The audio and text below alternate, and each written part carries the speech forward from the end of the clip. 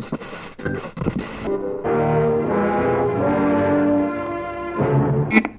Well, thanks for sitting down with me today, guys. I really appreciate it. Thanks for having us. I love this movie a lot. This is like a movie that I actively chase, and it just spoke so much to me because it's such a simple idea, but yet there's so many layers to it and so many moments that speak so much truth. And so I guess where I'd like to begin, just because I'm a big film nerd, I like to sit down and pop in movies, watch the commentary, look up interviews, and see cinematographers break down their processes. So obviously I could sit here all day and say, do you remember that time when you had the camera guy jump into the ice hole and stuff like that? But are you the type of people? Yeah, I remember that well. Yeah, it's cool. Are you the type of people who are just like that? That you're just so hungry for learning about how film is made and how different people do it, or do you distance yourself from it so you can figure out your own way, your own methods?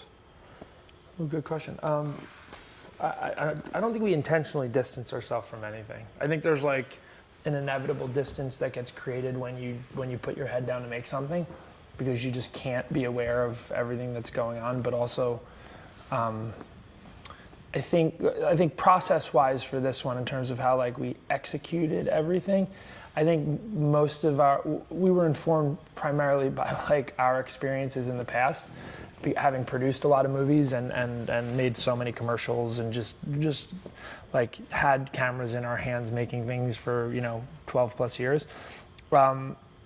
So I don't know that like we went and said like what are other movies with lots of tracking shots and what was their like what was the behind the scenes of like how they executed that stuff. But we did hire kind of just some really talented people who were innovative and came up with like solutions, because like the truth is, if we wanted to go look at how Birdman made their movie, we didn't have the resources to do it that way anyway. So like at a certain point, our DP was like figuring out how to he built a magnet, an electromagnet that had a switch that one of the grips could use, and he would just turn it on and off when we wanted to sort of like disconnect from a rig, let's say, and go into handheld. So because we kind of came up with these shots that we didn't really understand how we were going to execute.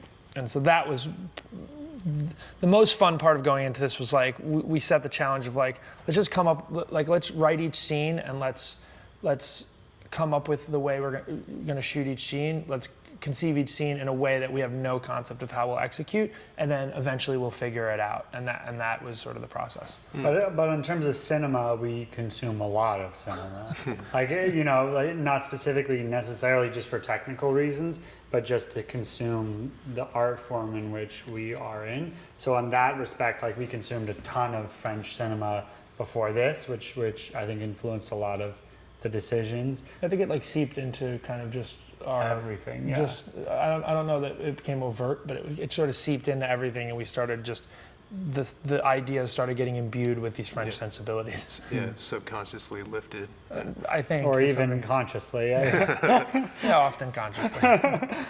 So you're saying that a lot of the visual language was already there when you guys were scripting it, because like I just can't imagine going through the motions of this film and not going through the motions yourself through the writing process of how you're going to get from A to B. I just don't even know, can't even process. Yeah, we did write a lot of like the scene outside where the camera goes outside the house. That was written in.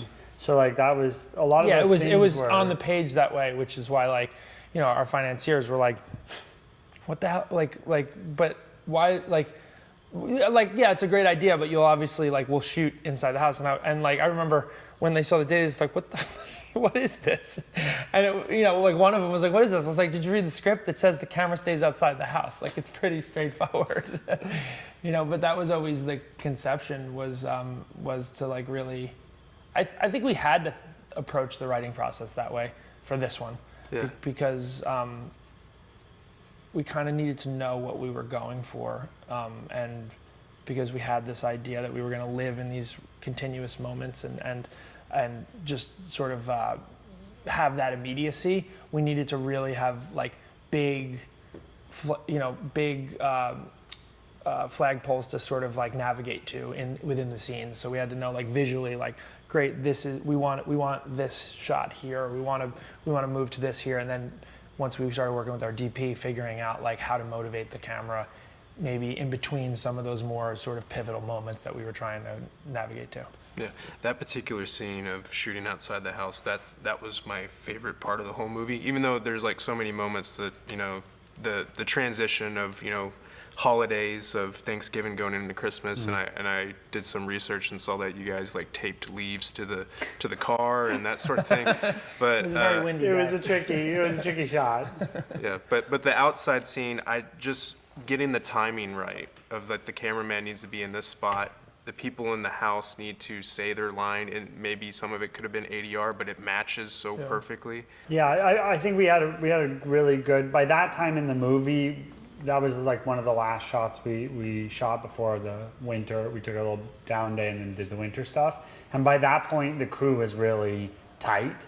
Like we had done this enough times, and I think there was like a shorthand between all of the teams at work where everyone kind of knew.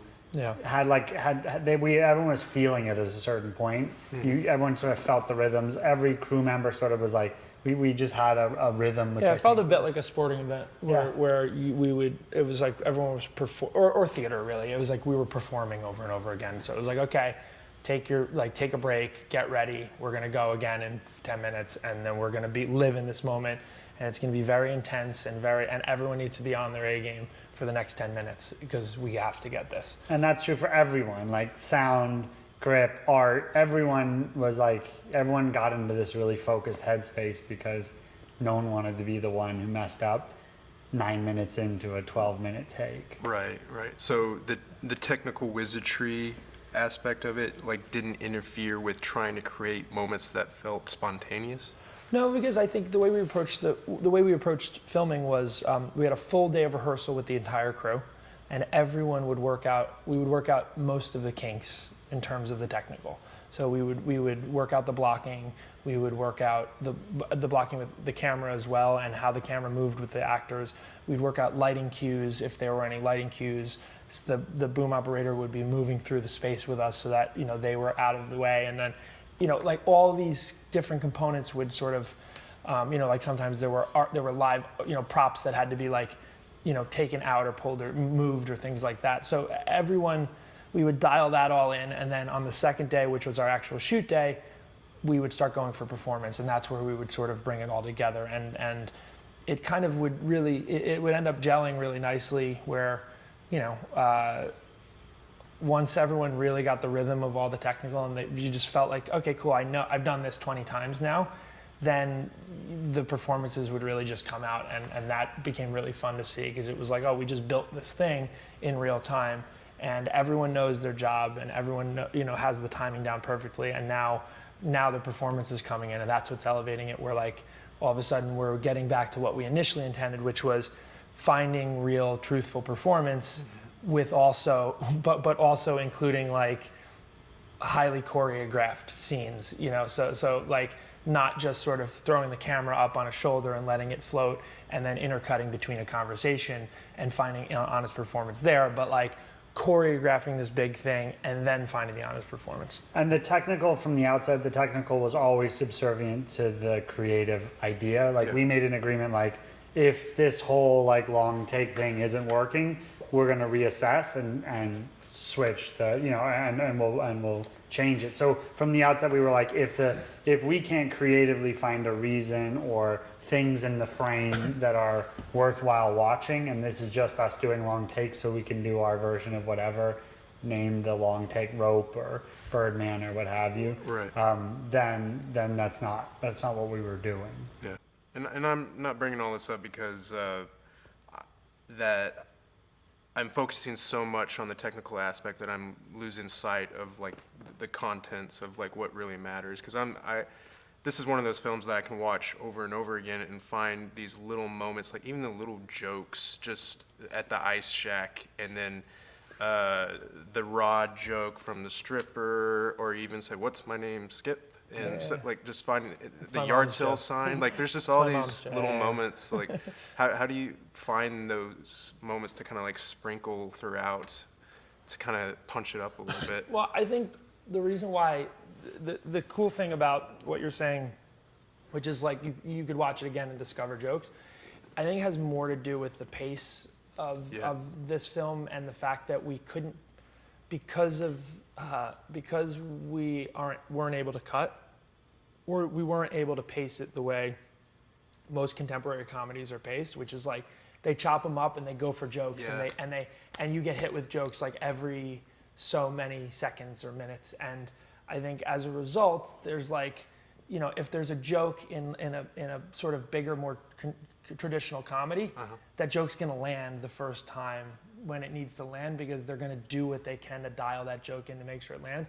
And one of the things we were really excited about with this movie is letting jokes die and letting jokes not land, and letting them just sort of like be like not fully heard because the focus is over here and they're off screen and something else is happening, because that felt more true to real life, but also it felt way more fun because we weren't so precious about like we have to be making people laugh, because we were more interested in we have to just make sure people care about the characters and the journey, and then therefore we can have like a ton of jokes just littered throughout this movie that no one laughs at the first time around, but we die laughing. We love because we've seen the movie 100 times, and so like my favorite joke or his favorite joke might be something that you might catch on.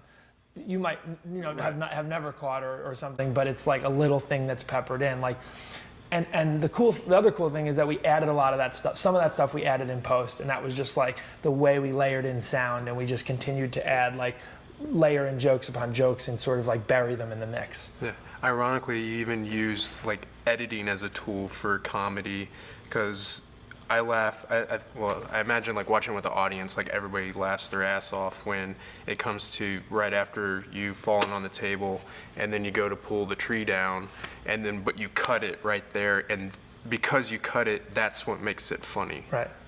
I mean, yeah, that was kind of the game with this movie, was finding the in and out points on scenes, and I think we learned more as filmmakers by the nature of this process, because we didn't have all the tools at our disposal. So what we really learned is like, cool, the scene is what it is. We paced it how we pasted it. Either works or it doesn't work. And now we get to kind of decide what note we want to leave the audience on when we end a scene, and whether we want to kind of leave them with a question mark or resolve the information, or completely cut out in the middle of a moment, like when in that hospital scene where sort of she asked the question and we're just out. That scene, when we initially wrote it and shot it, goes on for another 3.5 minutes. There's like a whole, the doctor comes back with a nurse who speaks English, and there's this whole translation thing that gets lost in translation, where she's trying to explain that my ribs aren't broken, and he's like, who cares about his fucking ribs? Like, do you still want to marry me? And then finally she's like, no, I don't want to marry me. And he turns and he punches me, and then I fall down, and the doctor's like, what's going on? And he starts telling him about how he starts doing this metaphor about how when a bone breaks, like about love, when you have a broken heart, like when a bone breaks, it's weak, but when it heals, it's stronger than ever. And this is this long, stupid scene that we wrote that we love and think is really funny. And then we got into the edit, and we were like, we just need to cut out right here. Well, put in the DVD extras. Yeah, it'll be in there. I think also a big part of the editing was really figuring out the puzzle pieces, because they're all single takes. So we'll have a couple of each of the scenes that we like, but some are weighted in different ways. Like this one beat really hits and this one doesn't. And it was this maddening process between Mike and the editor and all of us trying to look at like, well, if we replace this version of this scene with this one, how does it affect those? And then maybe we swap that one, and then you need to swap that one, and then you're just like, it was a constant game of sort of gauging the flow of the movie by slotting in these new different takes. Cool. I could sit here all day, but thankfully we have a Q&A to do, so we can chat some more. But thanks, guys. I really appreciate your time. Thank you very much. Thanks for having us.